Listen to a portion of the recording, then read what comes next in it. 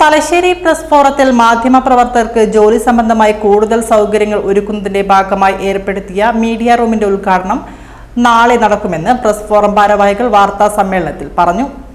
Rubco, Kathiroor service സഹകരണ bank, Nikshan electronics എന്നിവയുടെ സഹകരണത്തോടെ ഏർപ്പെടുത്തിയ സംവിധാനം ചൊവ്വാഴ്ച രാവിലെ 11-ന് റബ്കോ ചെയർമാൻ കാരായി രാജൻ ഉദ്ഘാടനം ചെയ്യുമെന്ന് press forum president Navas Mether, EK Nayanar സ്മാരക library secretary P Dineshan, press forum secretary N Sirajuddin എന്നിവർ വാർത്താ സമ്മേളനത്തിൽ അറിയിച്ചു.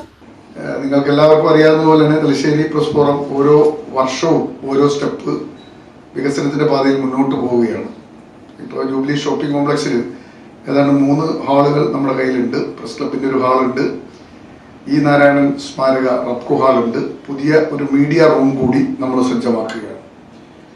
മാധ്യമപ്രവർത്തകർക്ക് സ്വസ്ഥമായിരുന്നു വാർത്ത എഴുതാനുള്ള എല്ലാ സജ്ജീകരണങ്ങളോടുകൂടി ഉള്ള ഒരു മീഡിയ റൂമാണ് നമ്മളിപ്പോൾ ഒരുക്കിയിട്ടുള്ളത്.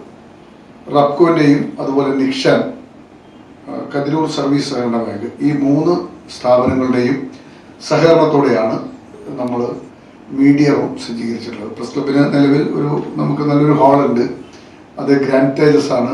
ഏതാണ്ട് 10 ലക്ഷം രൂപ മുടക്കി നമുക്ക് അത് നവീകരിച്ച് നൽകിയത്.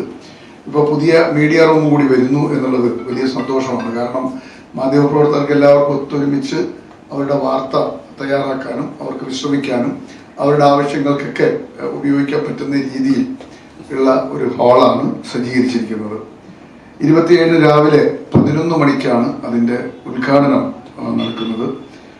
റബ്കോ ചെയർമാൻ കാരായി രാജൻ അതിൻ്റെ ഉദ്ഘാടനം നിർവഹിക്കും. ഈ റബ്കോ ആദ്യഘട്ടം മുതലേ നമ്മളോട് പ്രസ് ക്ലബിനോടൊപ്പം സഞ്ചരിക്കുന്ന ഒരു പ്രസ്ഥാനമാണ്. E നാരായണൻ അതിൻ്റെ ചെയർമാനായിരിക്കുന്ന കാലത്താണ് നമ്മൾ ലൈബ്രറി സ്ഥാപിക്കുന്നത്.